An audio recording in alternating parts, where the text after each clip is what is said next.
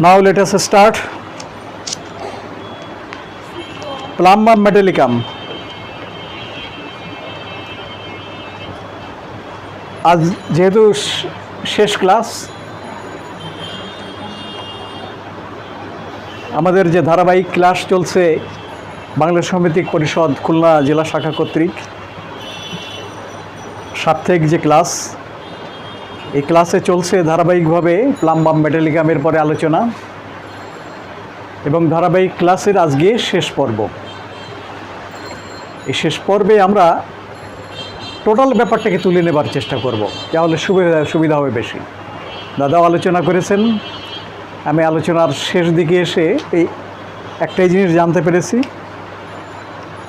গত ক্লাসটাকে আমি একটু তুলে নিয়ে আসব, যা তাতে সুবিধা হবে। ধারাবাহিকভাবে যদি আমরা বুঝতে চাই তাহলে এই বিষয়গুলো অত্যন্ত প্রয়োজন।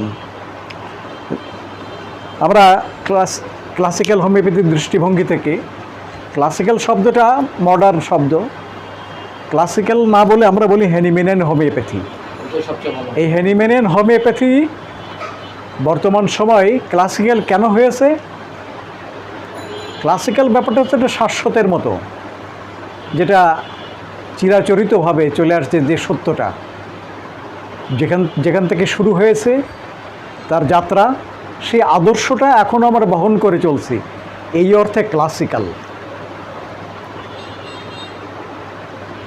যেটা শুরু করেছিলেন মহাত্মা হানিম্যান, আর এটাকে পরিপুষ্টটা দান করেছেন পরবর্তীতে তখনকার সময় doctor Boenninghausen, doctor Hering, তারপরে ডক্টর কেন্ট, একেবারে প্রমুখ যারা doctor Nash, doctor Dunham, doctor Allen, doctor Herbert Roberts, Stuart Close, এনরা হোমিওপ্যাথিকে একটা বিশেষ জায়গায় নিয়ে আসছেন।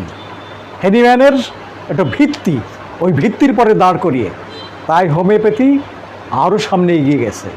এই বর্তমান সময়েও এই অগ্রযাত্রা, এটা কিন্তু থেমে নেই, বিভিন্ন দেশে চলছে। মাঝে যে একটা স্বর্ণযুগ ছিল, যেটা হোমিওপ্যাথির স্বর্ণযুগ, হেরিংয়ের পরে কেন্টের সময় যে স্বর্ণযুগ ছিল, এটা কিন্তু স্তিমিত হয়েছে। যখন Foubister, Sir John Weir, Margaret Blackie, Margaret Tyler London homeopathic হসপিটালে সারা দেশ থেকে, এখান থেকে কলকাতা থেকে, বাংলাদেশ থেকে ওখানে পড়তে যেতেন। এটি পীঠস্থান ছিল হোমিওপ্যাথির। সেই জায়গাটা অনেকখানি ম্লান হয়েছে। এটা একেবারে সব যে একভাবেই চলবে, সমানভাবেও অগ্রগতি হবে এমন নয়। কোনো কোনো সময় এই অবরোহ চলে আসে, একটা উচ্চ থেকে নিচের দিকে চলে আসে, এইটাই গতি। আবারও এই ইউরোপিয়ান কান্ট্রি, আমেরিকান সমস্ত জায়গায় একটা নবজাগরণ কিন্তু সৃষ্টি হয়েছে, হোমিওপ্যাথির নবজাগরণ। এই নবজাগরণের যিনি উদ্গাতা, যিনি একেবারে হাল ধরে নিয়ে গিয়েছেন, শিখিয়েছেন, তিনি ডক্টর ভিতল কাস। যে কারণে হোমিওপ্যাথির এই যে পুনঃস্থাপন বলবো, এটার কারণে তিনি অল্টারনেটিভ নোবেল প্রাইজ পেয়েছেন এই হোমিওপ্যাথির শিক্ষা প্রসারের জন্য, আদর্শ হোমিওপ্যাথিক শিক্ষা। তো এই যে জায়গাটাই, বিভিন্ন জায়গা আমরা এখন যে অবস্থানে দেখি, বিশেষ করে ভারত, তারপরে আমেরিকা, জার্মানি, সুইজারল্যান্ড, তারপরে ইংল্যান্ড, এই হোমিওপ্যাথির বিভিন্ন কর্নারে কিন্তু এখনও আদর্শ হোমিওপ্যাথ রয়েছেন এবং যারা অগ্রগতিতে নিয়ে যাচ্ছেন। এই যে জেরেমি শেয়ার, তিনি কিন্তু হোমিওপ্যাথিতে সংযোজন করেছেন নতুন নতুন ওষুধ প্রুভিংয়ের মাধ্যমে, কিন্তু হ্যাঁ, জেরেমি শেয়ার তিনি এটা করছেন। তা আমরা সবারই তথ্য নেব, কাউকে উপেক্ষা করব না। কেন? অথেন্টিক সোর্স থেকে, আপনার সোর্সটাকে আপনি উপেক্ষা করতে পারবো না। উপেক্ষা করব তখন যখন আমি অ্যাপ্লাই করার পরে দেখব যে এটা যথাযথভাবে কাজ করছে না, ওটা হচ্ছে না, তখন কিন্তু সম্ভবত এটা উপেক্ষার বিষয় হয়ে যাবে, যে ওটা আসলে না, ওটা অথেন্টিক না। কিন্তু আপনার কথাটাকে আমি সঙ্গে সঙ্গে উইথড্র করব না বা একেবারে খারিজ করব না, এটা কিন্তু একেবারে আদর্শ, এটাই মেনে নেব। কারণ আপনি আপনার দীর্ঘ জীবনে আমি যদি দেখি যে আপনি সিস্টেমেটিকভাবে প্র্যাকটিস করছেন, প্র্যাকটিস করার পরে প্রচুর প্রভূত রুগী আপনার হাতে আরোগ্য হচ্ছে, আপনি যদি একটা কথা বলেন আপনি একটা অথেন্টিক সোর্স, সেই সোর্সটাকে কিন্তু আমি উপেক্ষা করব না, ওইটা আমি ওই জ্ঞানটাকে আমি নেব, আমি অ্যাপ্লাই করব সেই জায়গাটায়, এবং সত্য যদি আমার কাছে প্রতিপন্ন হয় তখন আমি সেটা অবশ্যই গ্রহণ করব। আর আমার যে দীনতা, আমার যে ইমপারফেকশন, এটা কিন্তু আমি সবসময় স্মরণ রাখবো আমি কতটুকু জানি। এই জানার কারণেই কিন্তু এই আমাদের ক্লাস সমৃদ্ধ হবার জন্য আমাদের কিন্তু ক্লাস, সে অনলাইনে হোক অফলাইনে হোক ক্লাস। তা আমরা মূল জায়গায় ফিরে আসি। আজকে প্লাম্বামের বেটালিকামের প্রথমে যে কথা বলছিলাম, শরীরটা দাদা আজকে এই তো গতকাল আপনার সঙ্গে দেখা হলাম, বললাম না, আপনি জিজ্ঞেস করলেন দাদা কেমন আছেন, আমি বললাম দাদা হ্যাঁ ভালো আছি, কোনো সমস্যা নেই। শুধু আজকে দেখেন একটু ভালো লাগছে না, আমার শরীরটাও ভালো লাগছে না, মনটাও ভালো লাগছে না। এই অবস্থা কিন্তু এই যে সম্প্রতি শুরু হয়েছে, আগে তো এই অবস্থা ছিল না যে এই আজ ভালো কাল ভালো, আজ খারাপ কাল খারাপ, এরকম আজ ভালো তো কাল খারাপ, এই অবস্থাটা এক বর্তমান সময় চলছে। This is the feeling of hot plumbum metallicum. Now we are talking single rubric, সেটা হচ্ছে motion up and down, down off.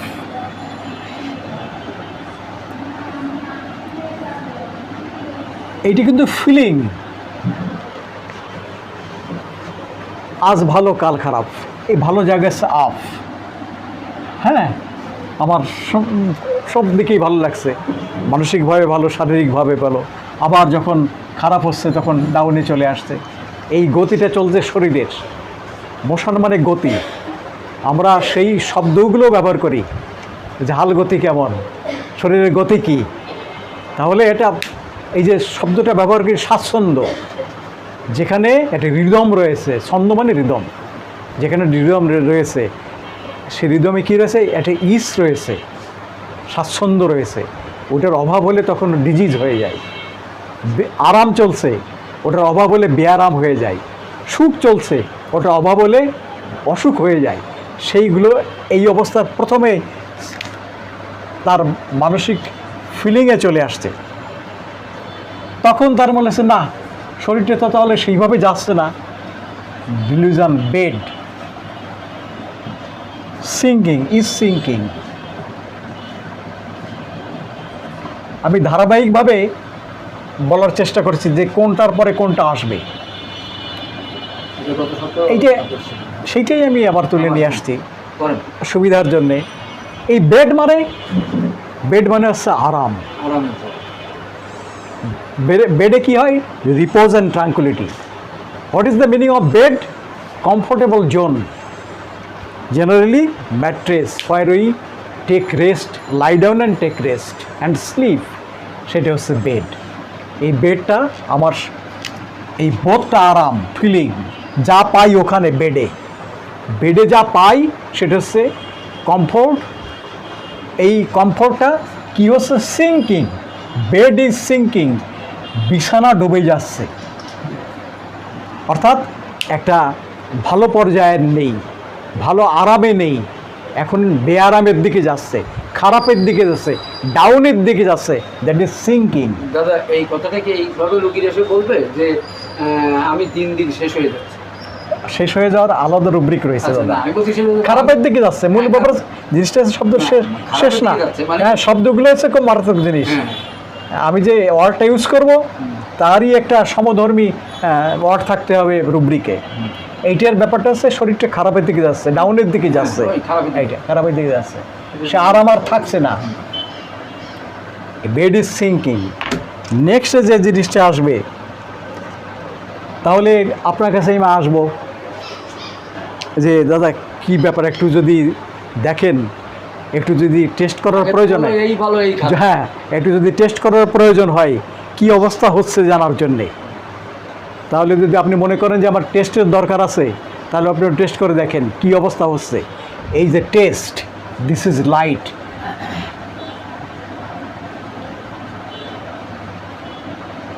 Desire for light, desire for light মানে আমি বুঝছি না তো যে কোন কারণে আজকে খারাপ কালকে খারাপ, কিন্তু আমি বুঝতে পারছি আমার সেই আরামের অবস্থাটা ফিলিংটা থাকছে না, খারাপের দিকে যাচ্ছে, কিন্তু কারণটা কি, কোন কারণে হচ্ছে? I am in dark, that is why I desire for light. যে আপনার কাছ থেকে আসলে কারণটা কি, বিষয়টা কি, ঘটনাটা কি, এটা জানার জন্যে আমার এই তখনকার মানসিকতা সৃষ্টি হবে। ডাক্তার একটা দেখার পরে বলল, দাদা ব্যাপারটা তো একটু অন্য রকমের ঘটে গেছে, দেখেন এই যে রিপোর্ট, এই তো আপনার অলরেডি ক্রস করে গেছে, আপনার এখন ব্লাড সুগার হচ্ছে 8, ঠিক আছে, এরপর হ্যাঁ হ্যাঁ হ্যাঁ আপনার হ্যাঁ হ্যাঁ তার থেকে বেশি হয়ে গেছে। এটা আপনি যদি এখনই কন্ট্রোল না করেন, এই মুহূর্তে যদি আপনি কন্ট্রোল না করেন, তাহলে তো খাবার এখন কন্ট্রোল করতে হবে, না হলে সমস্যার সৃষ্টি হবে, আপনাকে কন্ট্রোল করতে হবে। এই কথা বলার পরে এখনও কিন্তু আপনি ওষুধ দিচ্ছি না, জাস্ট এই ব্যাপারটা কিন্তু আপনি যদি কন্ট্রোল করেন, এই খাবারগুলো বাদ দেন, রেগুলার হাঁটেন, নিয়মের ভিতরে চলেন, তাহলে আপনার কোনো ওষুধ লাগবে না, ওতেই ঠিক হয়ে যাবে। কিন্তু এটা মাস্ট, যদি আপনি ফলো না করেন আপনি কিন্তু অবশ্যই ডায়াবেটিস হবে, তখন আমাকে প্রেসক্রাইব করতে হবে, ওষুধ খেতে দেবে। ওষুধ একবার শুরু মানে সরা যাবে না। ওইটা হচ্ছে fear, arrested fear, sorry delusion, হ্যাঁ delusion, arrested about to be,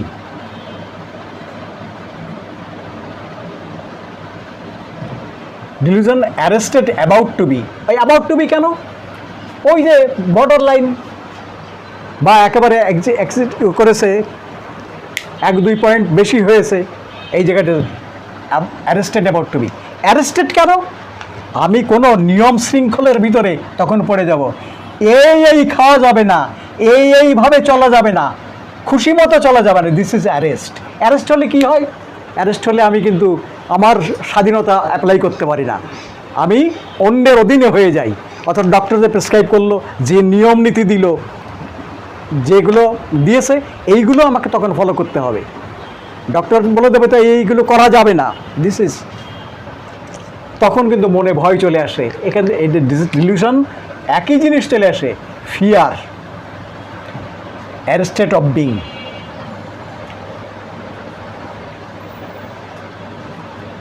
fear of being arrested যদি একবার হয়েই বসে, তাহলে তো সর্বনাশ, তাহলে তো আমি এই খাবার খেতে পারবো না, এতটুকু পরিমাণ খেতে হবে, কার্বোহাইড্রেট বেশি খেতে পারবো না। ওই খুশি মতো আগে তো সঙ্গে সঙ্গে চললাম, মিষ্টি দেখলে আমি আর থাকতো না, মিষ্টির প্রতি টান বেশি। জেনারেলি যারা ডায়াবেটিক পেশেন্ট তাদের মিষ্টির প্রতি আকর্ষণ বেশি, কার্বোহাইড্রেট খাবারের প্রতি আকর্ষণ বেশি, এটা জেনারেলি চলে আসে। এইগুলো করতে পারবো না, fear of being arrested.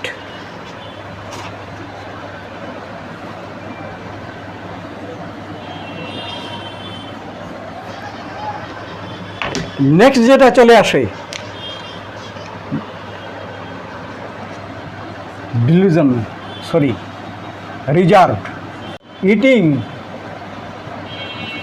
After, reserve eating after. বলেছিলাম রিজার্ভের কথা মনে আছে? রিজার্ভ মানে নিজেকে গুটিয়ে ফেলা, ভিতরে চলে যাওয়া, ইন্ট্রোভার্টেড হয়ে যাওয়া। অর্থাৎ আমি যে আগে লাগামহীনভাবে চলতাম, নিজেকে ব্যবহার করতাম, খেতাম, রিজার্ভ করলে কি হয়, একটা গাড়ি যদি আমি রিজার্ভ করি তখন আরেকের প্রবেশ অধিকার থাকে না, ঠিক আছে তো রিজার্ভ। আর যদি রিজার্ভ না থাকে তাহলে আপনি যে আপনার অর্থের থাকলে, যাওয়ার থাকলে আপনি উঠে পড়তে পারবেন। রিজার্ভ হলে তখন কি হয়, কিছু নিয়ন্ত্রিত ব্যবস্থা আসে, না এইগুলো খাওয়া যাবে না, এই করা যাবে না, নিজেকে গুটিয়ে ফেলা। কিসে? Eating after. ইটিং আফটার মানে এইটা জানলাম, ইটিং হলে কিছু জিনিস নিতে হয়, তাই খাবারও আমরা নিই, কথাও আমরা গিলি। এর আগে বলছিলাম ইটিং আফটার মানে আপনার কাছ থেকে যে তথ্যগুলো নিলাম, এই তথ্যের পরে ডাক্তারের কাছ থেকে যে তথ্যগুলো নিলাম এইটা অনুধাবন করলাম। অনুধাবন করাতে আমি কি হয়েছি, রিজার্ভড, একক লক্ষণ কিন্তু এই প্লাম্বার মেটালিকামের। তখন আমি রিজার্ভ হয়ে গেলাম। তখন আমি ওইভাবে খোলাখুলিভাবে ব্যয় করলাম না, যা খুশি তাই করলাম না, আমি রিজার্ভ হয়ে গেলাম। এই যে জায়গাটা, এরপরে কি আসবে দেখুন, ব্রুডিং।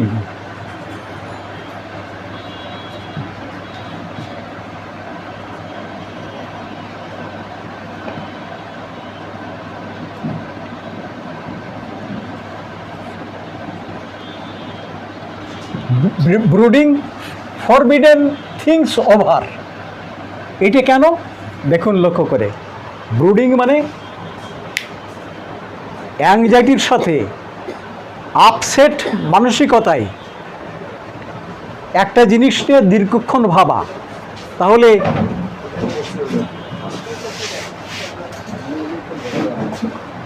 হ্যাঁ স্যার চলে আসুন।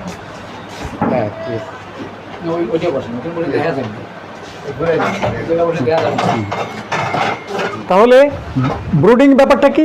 ব্রুডিং মানে হচ্ছে কোনো বিষয় নিয়ে একেবারে ঝিম মেরে থাকা, কোনো বিষয় নিয়ে গভীরভাবে ভাবা, কিসের সঙ্গে, আপসেট হয়ে, তারপরে কি অ্যাংজাইটির সঙ্গে, স্যাডনেসের সঙ্গে ভাবা দীর্ঘ সময় ধরে। সেটা কি দেখেন, ফরবিডেন থিংস। এর আগে বলছিলাম ডাক্তার যেগুলো নিষেধ করেছে, এই করা যাবে না, এইভাবে চলা যাবে না, এইটা খাওয়া যাবে না, সেইগুলোই নিয়ে ভাবছে। তাহলে আগের জীবন কেমন ছিল, এখনকার কি অবস্থা হলো? আগে কিভাবে চলেছি স্বাধীনভাবে, কোনো এগুলো ভাবিনি তো। এই শরীরে এটা খারাপ হবার পরে ডাক্তারের কাছে গেলে যেইগুলো নিষেধ করবে সেই জিনিসগুলো নিয়ে আমি এখন ভাবছি যে ডাক্তার তো এই বলে দিয়েছে, এই করা যাবে না। ব্রুডিং, ফরবিডেন থিংস ওভার, যা যা নিষেধ করেছে তাই একক লক্ষণ কিন্তু এই প্লাম্বার মেটালিকামের। সব রুব্রিকের লিঙ্ক রয়েছে, আমার এই লিঙ্কটা জোগাড় করার চেষ্টা করব। কেন লিঙ্ক হচ্ছে, আমার জীবনযাত্রা, আমার ইতিহাস তাতেই রয়েছে। এখন এই যে ব্রুডিং দেখেন, রিপ্রসেস হিমসেলফ, নিজেকে দোষারোপ করা, রিপ্রসেস হিমসেলফ, যে কেন রেগুলার, ওই যে কেন আমি 9টায় উঠতাম, কেন ওই রাত জাগতাম, কেন এইভাবেগুলো আমি খেয়েছি, এটা খাওয়া ঠিক হয় নাই, এইগুলো কারণেই আমার এই সমস্যাগুলো ঘটেছে। ডাক্তার বলেছে আপনি তো লাইফস্টাইল, হেলদি লাইফস্টাইল ফলো করেন না, সকালবেলা ঘুম থেকে উঠে মর্নিং ওয়াকে সবাই বেরোয়, আপনি থাকেন ঘুমায় সে সময়, যেগুলো খাবার নিতে সে সময় আপনি খান না, রাত্রেই কার্বোহাইড্রেট খেয়ে, বেশি পরিমাণে খাবার খেয়ে আপনি থাকেন ঘুমিয়ে, তার ফলে এই অবস্থাগুলো ঘটেছে। তখন এই ডাক্তারের গালমন্দে তখন নিজেকে দোষারোপ করছে যে এইগুলো আমার করা ঠিক হয় নাই। তাহলে কী করেছি আমি? ভুল করেছি। Wrong has done, delusion wrong has done. এই যে আমি ভুল করেছি, আমি যা যা করেছি সেগুলো ভুল, ঠিক করা হয় নাই।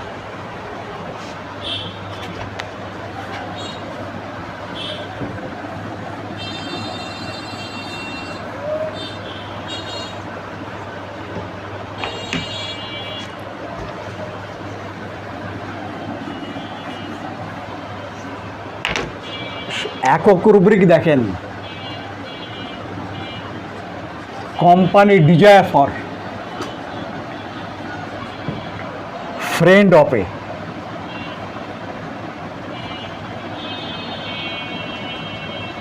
Single rubric, company desire for friend of a. সে সঙ্গী চাই, কিন্তু চাই কাকে? ফ্রেন্ডকে। তো ফ্রেন্ডকে, যার কাছে সমস্ত কথা অকপটে বলা যায়, যে আমার বিপদে আপদে সাহায্যে আসবে। এই ফ্রেন্ডটা কে হতে পারে? ডাক্তার হতে পারে, একজন জেনুইন ডাক্তার, একজন স্বাস্থ্যবিদ। এই যে দাদার কাছে যেতে পারে, লাইফস্টাইল উনি করছেন, উনি হচ্ছেন আদর্শ ফ্রেন্ড। কেন? তিনি আমার যথাযথ জায়গায় উপদেশ দিতে পারবেন কি আমি কর্তব্য, কি আমি করব, আমার ফেভারে কি আসবেন, উপকারে আসবেন, যার কাছে আমার কথা আমি অকপটে বলবো, যিনি আমার সহায়তা করবেন আমার বিপদে আপদে, তিনি হচ্ছেন ফ্রেন্ড, একজন আদর্শ ডাক্তার। This is friend.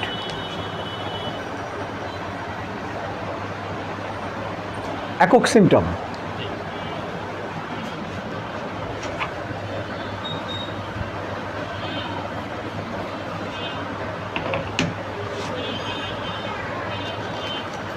এই যে চাচ্ছে কেন দেখেন, এই চাওয়ার একটা বড় কারণ, ভিতরে কিন্তু একটা ভয় চলে আসছে, ভিতরে একটা বড় ভয় চলে আসছে। ভয়টা কি দেখেন? Danger, impression of life to his, single symptom, danger impression of life to his. আরও একটু যদি চরম পর্যায়ে হয়, কোনো সমস্যার যদি বেশি হয়, বেশি জায়গায়, যার অবস্থাটা, যার প্রগনোসিসটা খুব ভয়াবহ, খারাপের দিকে, তখনকার মনে করবে, কেন মনে করবে? সিম্পল ডায়াবেটিসের কথা ভাবেন। In allopathy there is no curative medicine. আছে কি দাদা? অ্যালোপ্যাথিতে কোনো কিউরেটিভ মেডিসিন আছে? আপনার কাছে তো বলবেই যে হ্যাঁ আপনার ডায়াবেটিস হয়ে গেছে, আপনার সারা জীবন খেয়ে যেতে হবে, যদি খারাপ পর্যায়ে যায় ইনসুলিন নিতে হবে। তখন সে ডায়াবেটিস সম্পর্কে জানবে, আপনার কাছ থেকে জানবে, তথ্য নেবে। সেটা কি? কেন লাইফ ডিজের পর রয়েছে, তথ্য নেবে। কি তথ্য নেবে?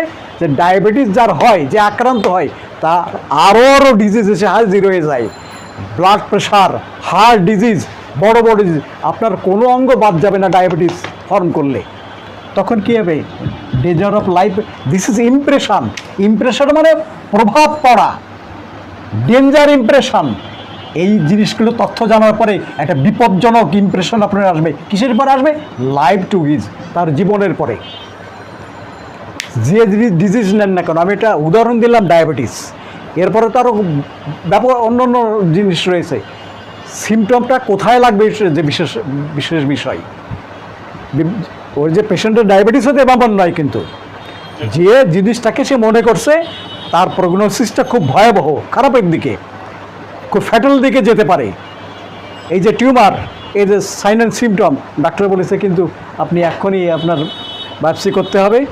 এফএনএসি রিপোর্টটা একটু অন্য রকমের আসছে, কিন্তু আমার কাছে মনে হচ্ছে একটু অন্য রকমের। আপনি কাইন্ডলি ইমিডিয়েটলি আপনি বায়োপসি করে আমি ওইটা পাঠিয়ে দিচ্ছি ঢাকাতে। এই কথা বলার পরে আপনার কি আনন্দ আসবে? আসবে কি? এই সিমটম আসবে, মনে এই সিমটমটা অধিকার করবে তখন। এই যে danger impression of life to his, সে যে ব্যাপারে হোক না কেন, তখন আপনার ভিতরে যে জিনিসগুলো চলে আসবে দেখেন, ওই যে যেটা বলছিলাম, লাইট ইজ বেগিং,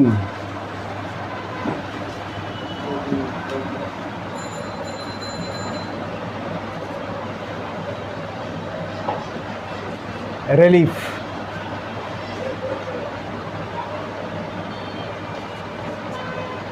ফর, যেটা গত ক্লাস আলোচনা করেছিলাম। মাত্র দুটো ওষুধ, আগে ছিল একা প্লাম্বাম মেটালিকাম, এখন হয়েছে আর্সেনিক অ্যালবাম, যেটা কমপ্লিট রেপার্টরিতে আমরা পেয়েছি। দেখুন লক্ষ্য করে, এই রুব্রিকটাই তখন অধিকার করে বসবে ডাক্তারের কাছে গেলে। যখন এইটা কেন করাচ্ছে? এই রুব্রিকের কারণে, এই ইমপ্রেশনের কারণে, ডেঞ্জার ইমপ্রেশন টু লাইট। তখনই আপনার কিন্তু মানসিকতা এইটা আসবে, স্যার যাতে আমি সুস্থ হতে পারি সেই ব্যবস্থা করেন, আপনি আমারে ভালো করে দেন, আমার সুস্থ করে দেন, এইটি আপনার কাছে আমি চাই, আমার এটি যাতে লাঘব হয় সেই ব্যবস্থা আপনি করেন। এই যে এন্টারটেইন, অনুনয় করা, তখন এই সিমটমগুলো চলে আসবে। এই সব কিন্তু ইন্টারলিঙ্কড, সমস্ত রুব্রিকের সঙ্গে একটা সম্পর্ক রয়েছে। আমরা এই সম্পর্কটাকে বোঝার জন্য চেষ্টা করব, তাহলে এই সব থেকে কিন্তু আলাদা একটা চিত্র চলে আসছে প্লাম্বাম মেটালিকামের, যেটাকে আমরা এর আগে আলোচনা করেছি ফিজিক্যাল দিয়ে অন্য অন্য সিমটম দিয়ে যে সেখানে খুব শীর্ণ হয়ে গেছে, হ্যাঁ শীর্ণতা নিয়ে নেন। ভায়োলেন্ট পেইন আমরা দেখেছি না, এর আগে আলোচনা করেছি। এমাসিয়েশন চলে আসছে র্যাপিডলি, এমাসিয়েশন চলে আসছে যেখানে অ্যাফেক্টেড, যাতে প্যারালাইজ যে পার্টটা রয়েছে। এর আগে আমরা কলিকের কথা আলোচনা করেছি, ভায়োলেন্ট কলিক, যেখানে সে পিছনে পেটে চাপ দিয়ে পিছনে রয়েছে উপশমের জন্যে, এইটা আমরা দেখেছি। একটা পেইন শুরু হয়ে সারা শরীর রেডিয়েট করছে, সারা শরীরে শুরু হচ্ছে পেটে, সারা শরীরে ছড়িয়ে যাচ্ছে। এই সিমটমগুলো আমরা দেখেছি। খুব এমাসিয়েটেড বডি, যেন একেবারে জীবন্ত কঙ্কাল হেঁটে যাচ্ছে, আমরা আলোচনা করেছি। এর সঙ্গে যদি আপনি এই সিমটমগুলো জোড়াতে পারেন, তাহলে আপনার হয়ে গেলে যারা ক্লাসিক্যাল করবেন, আর যারা পিওর এই শুধু মাইন্ডের উপরে ভাববেন, এই রুব্রিকগুলো পেয়ে যাবেন, কোনো অসুবিধা নেই। আপনারা কম্বাইন্ডলি জানার চেষ্টা করেন, যেটা আমরা সবসময় বলি, একটা ওষুধকে পূর্ণাঙ্গ জানা মানে কোনো সাইড বাদ দেওয়া না, টোটালটাকেই জানা। কারণ আপনি বলবো না যে আপনি ওই শরীরের কথা বলেন না, তো আমি মাইন্ড নিয়ে আলোচনা মানে প্রয়োগ করি, ওসব বাদ দেন, আপনি আপনার ইসের কথা বলেন, ওটা হবে না। সে এসে তার শরীরের কথা বলবে, আর প্রত্যেকটা ফিজিক্যাল সিমটম মন ছুঁয়ে যায়। যে ব্যক্ত করে সে কিন্তু মনই জানে সমস্ত কিছু। এর আগে আমরা বলছিলাম, কেন্ট বলেছেন যে কথাটি, mind is the man, Stuart কলেজ বলেছেন, হেনিম্যান বলেছেন, mind is the key to the man.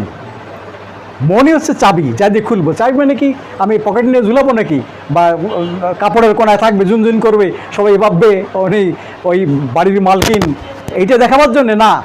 Mind is the key to the man মানে ওই চাবি দিয়ে আমি তার আরোগ্যের দ্বার খুলব, তাকে আরোগ্য দান করব, যথাযথ জায়গা ওষুধ নির্বাচন করব। আমরা শেষ দিকে প্রায় চলে আসছি, বেগিং এন্ড ট্রেটিং। এর ভিতরে চলে আসবে দেখুন রুব্রিকগুলো। ফিয়ার, পানিশড অফ বিং,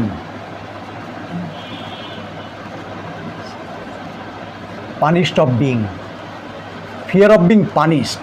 সেটা কি, কেউ আমার শাস্তি দেবে তাই? শাস্তিটা কি? শাস্তির ব্যাপার হচ্ছে, আমি একটা অন্যায় করেছি, তার যে প্রাকৃতিক প্রতিদান সেটি হচ্ছে শাস্তি। আমি যে আজকে অন্যায় করেছি তার জন্যে ভুগছি আমি, সেটাই এখন ভয় লাগছে, শাস্তির ভয়। কেউ এসে তাকে মারবে, জেলে দেবে, এই ব্যাপারটা কিন্তু আপনি যে তখন জানেন যে আমি ভুল করেছি, রয়েছে আমরা রুব্রিকে দেখেছি, হি হ্যাজ ডান রং, ভুল করেছি, রিপ্রসেস হিমসেলফ, নিজেকে ভৎসনা করে, এমনি তো না, এইগুলো করেছিলাম, আজকে যে যা করেছি ওইটার ভয় লাগছে, তাহলে কি আমার এইগুলো দেখা দেবে, এই সমস্যাগুলো আসবে। ফিয়ার অফ বিং পানিশড ঘটেনি, কিন্তু আমি এইগুলোতে সাফার করবো কি না, এই ব্যাপারগুলো চলে আসে তখন। ফিয়ার অফ বিং পানিশড, পানিশডে যা হয়, কষ্ট হয়, যন্ত্রণা হয়, সেইগুলো দেখা দেয়।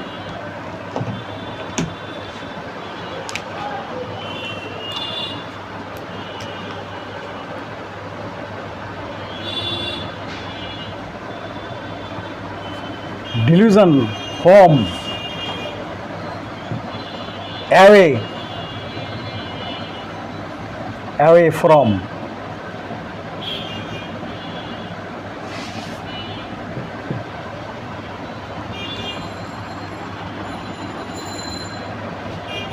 away from him। অনেক দূরে, বাড়িটা অনেক দূরে, আমরা জেনারেল মিনিং নেব, বাড়িটা অনেক দূরে, তার থেকে বাড়ি রয়েছে অনেক দূরে, জেনারেল মিনিং এটার, কিন্তু বিষয়টা একটু অন্য রকমের।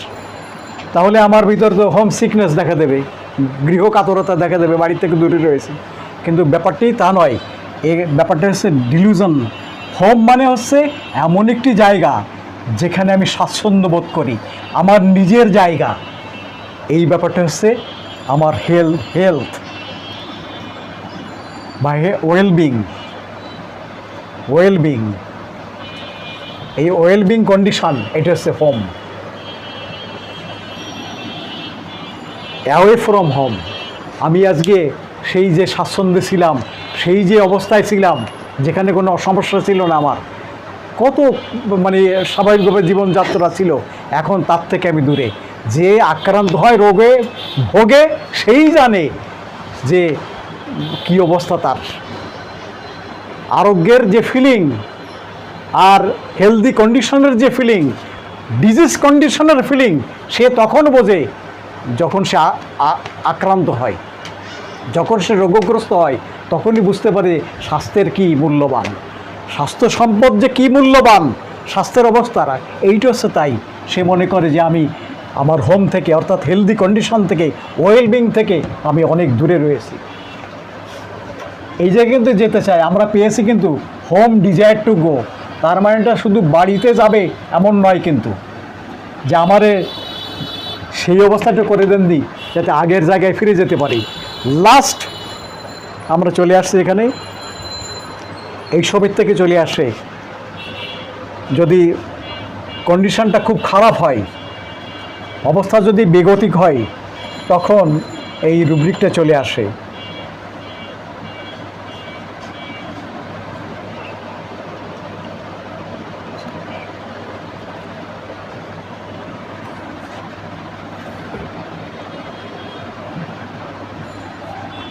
এ কিন্তু ডিলিউশনের ভিতরে সালভেশন, একক রুব্রিক সালভেশন।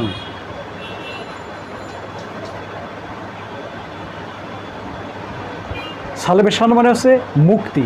সাধারণত ধরা হয় আধ্যাত্মিক মুক্তি বা আত্মার মুক্তি। এইটা মূল জায়গাটা আমরা যদি নিই, ফিলিংটা যদি নিই, তাহলে ওইটা হচ্ছে আরোগ্য, ওইটা হচ্ছে রোগ মুক্তি।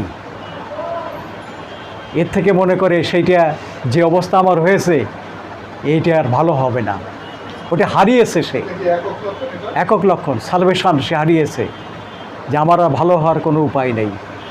এমন কোনো ডিজিজ যদি ভোগে, যে রোগে বলে দেবে, ডাক্তাররা বলে যে দাদা কিছু মনে করবেন না, আপনার এটা মেনেই নিতে হবে, ব্যাপারটা কিন্তু এটা সারবে না, কোনো চিকিৎসা নেই, সারবে না, তখন এই জিনিসটা ডেভেলপ করবে আপনার ভিতরে যে লস্ট সালভেশন। লস্ট মানে হারিয়েছে, লস্ট মানে একবারে হয়েছে। ওকে কি বলে দাদা, ভালো শব্দটা কী হবে? হ্যাঁ, হৃত সালভেশন, অর্থাৎ তার মুক্তির যে উপায়, পথ, পরিস্থিতি, এটা সে হারিয়েছে। তাহলে আমরা এইগুলো থেকে কিন্তু একটা জায়গায় যেতে পারলাম যে প্লাম্বাম মেটালিকাম তার মনের কথা যখন ব্যক্ত করে, শারীরিক রোগে আক্রান্ত হয়ে তার পরিস্থিতি, তার পরিবেশ, তার অবস্থা, কন্ডিশন, এই কন্ডিশনে, এই ফিজিক্যাল কন্ডিশনে, ডিজিজড অবস্থায় আমাদের কাছে এইভাবে ব্যক্ত করে, এর একটা শুরু রয়েছে, ওর সঙ্গে একটা লিঙ্ক রয়েছে, সেইভাবে ব্যক্ত হয়। আমরা চেষ্টা করব আরও রুব্রিক তো রয়েছে, এ অনেক রুব্রিক উৎপন্ন করেছে, এই একটা লিঙ্ক পাওয়ার জন্যে আমরা পড়াশুনো করব নিজেরাই ব্যক্তিগতভাবে। একটা শুধু পথ দেখানো হলো, মাত্র একটা সাপ দেখানো হলো, এইটাই সব শেষ নয় কিন্তু। তা সবাইকে অসংখ্য ধন্যবাদ এখানে।